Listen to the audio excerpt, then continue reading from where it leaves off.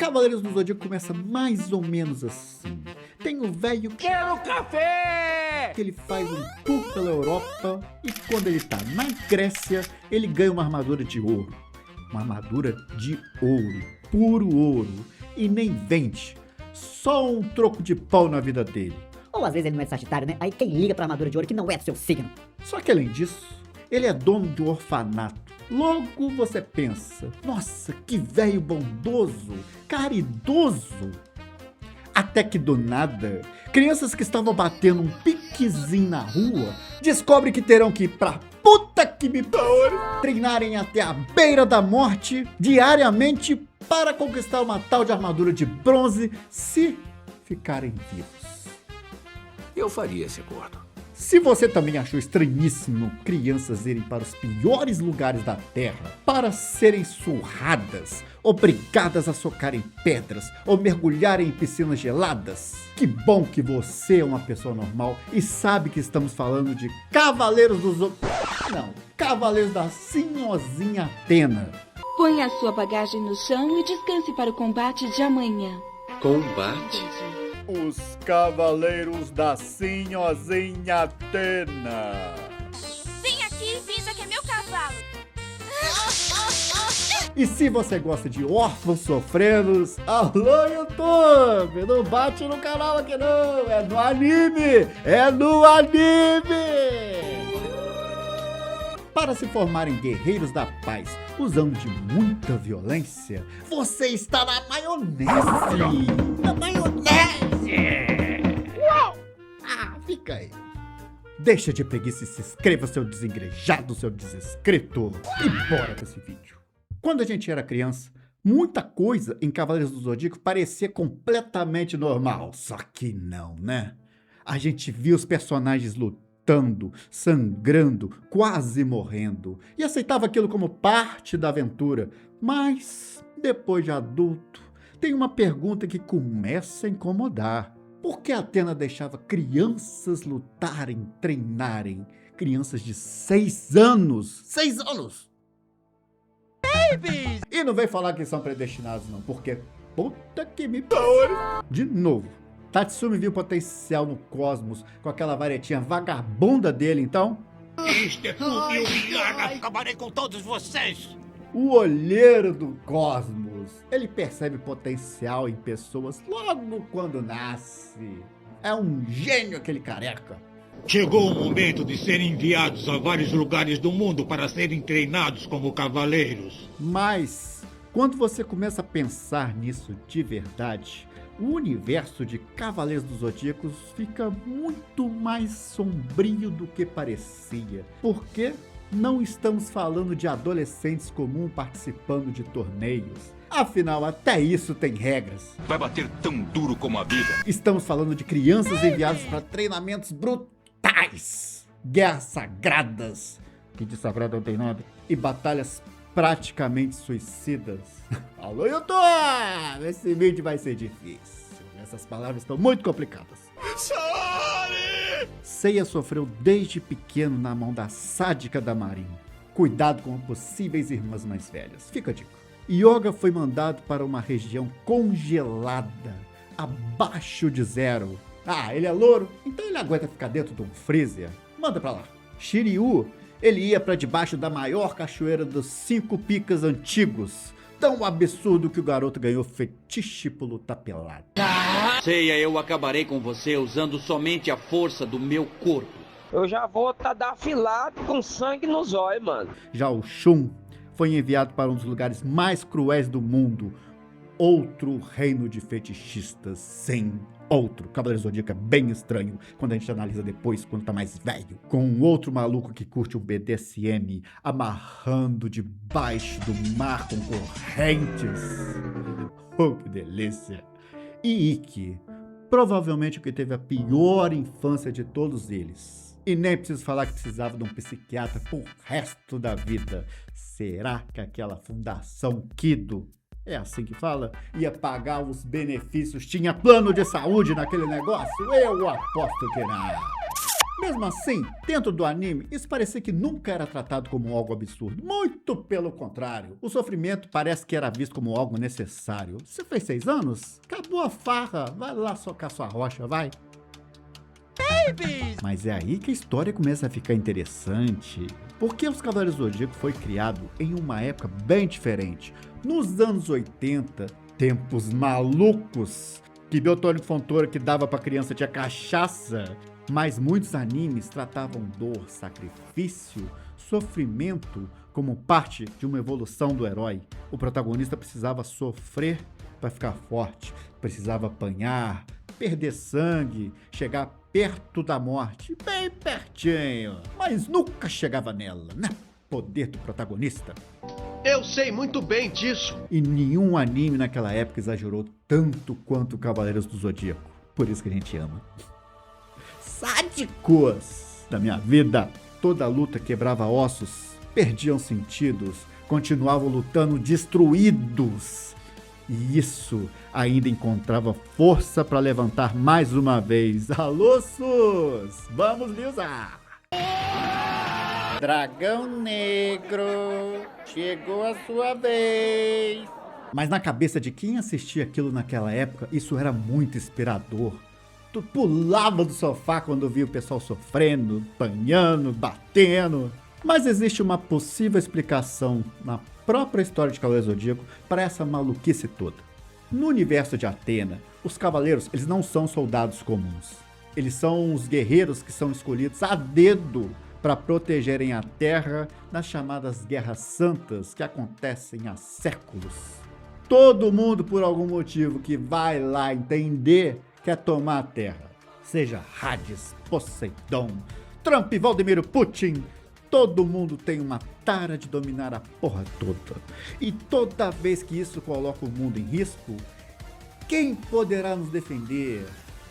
Eu! E não dá pra ele salvar a gente sempre, né? Suspeitei desde o princípio.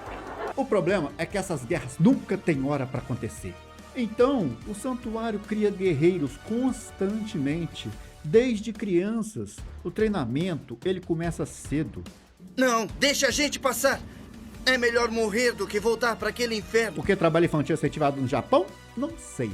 Mas uma possível explicação é que o cosmo desperta com mais facilidade na juventude. Quanto mais jovem, maior o potencial para desenvolver um cosmo poderoso.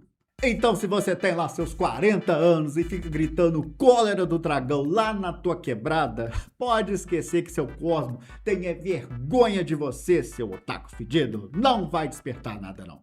Ou seja, treinar crianças era completamente normal para o santuário. E faz sentido dentro da lógica militar deles. E pode piorar, tá? Pois Mitsumasa Kido não reuniu só as crianças que a gente tá vendo na obra, não. Foram mais de 100 que ele enviou para centros de treinamento ao redor do mundo com o objetivo de que alguns deles se tornassem cavaleiros. E apenas os que conhecemos voltaram. Olhando de fora, o que o anime nos mostra parece ser mais uma máquina de guerra usando órfãos. Mitsumasa Kido praticamente pegou crianças alegres, felizes, que estavam lá sentadas sem fazer bosta nenhuma e pensou, como eu posso traumatizar esse povo mais que o Teletubbies? Que tal jogando cada um em um inferno diferente? É uma boa, hein? E olha que ele foi bem criativo, hein? Sabia de todas as bocas do planeta que tinha uma armadura disponível para ser conquistada. Seiya foi para Grécia, Yoga para Sibéria, Shiryu para os 5 Pics antigos. Shun e Ikki foram separados. Permitirei que você, em vez de Shun, vá para a ilha. E talvez essa seja uma das partes mais cruéis da história inteira. Porque, como você sabe, Ikki só sofreu daquele jeito para proteger o irmão. Quando Shun seria enviado para a Ilha da Rainha da Morte, Ikki protegeu o irmão, foi no lugar dele.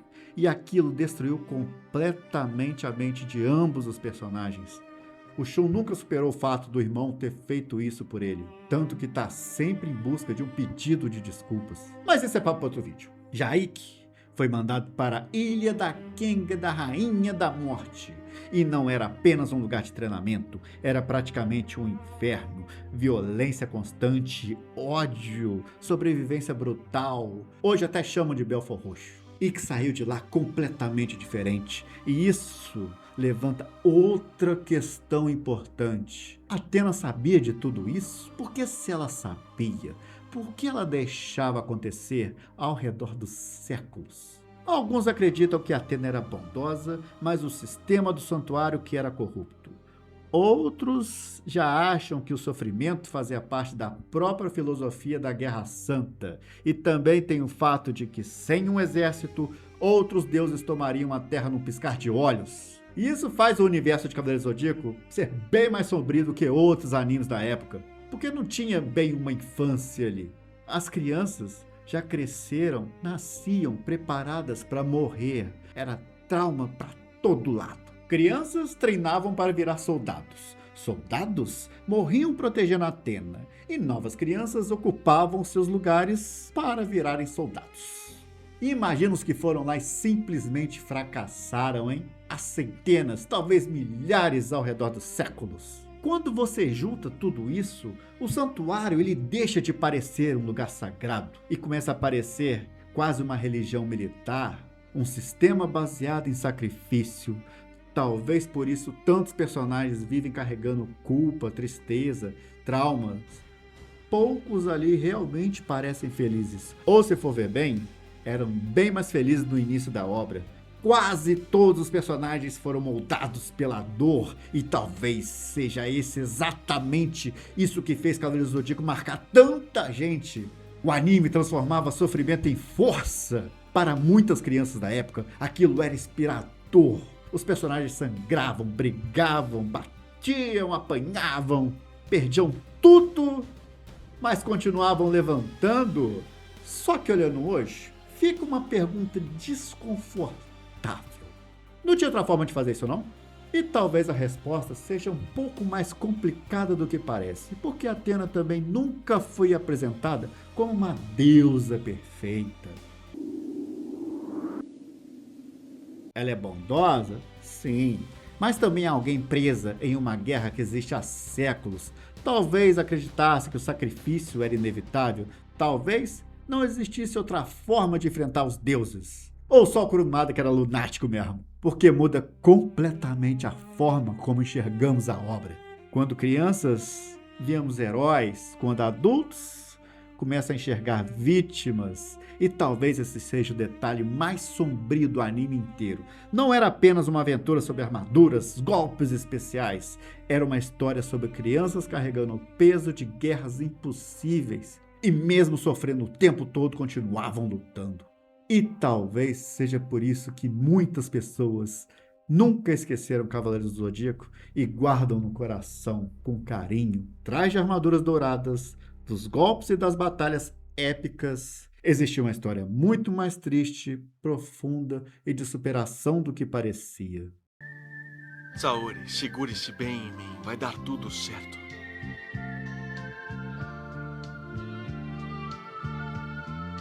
E você? O que você faria com seu filho de 6 anos? Mandaria treinar em um lugar que você não sabe onde fica, não sabe onde é, para ele se fuder todo e depois ter que defender a Athena sem receber um puto pra isso? Ou melhor mandar para um ensino médio público para virar um CLT? Qual destino é pior? Comenta aqui embaixo e, pelo amor de Deus, use esse cosmo, essa bênção que você tem para apertar qualquer botão, hypeie o vídeo, dá like, dá dislike, se inscreve, não desinscreve, esse botão você não aperta não, aperta qualquer outro aí, tá cheio de botão pra você apertar, aperta pelo amor de Deus, que aqui a mendigagem não tem limites. Saori. Babies! Obrigado por ter ficado até aqui e até a próxima. Nos vemos, se você quiser. Até.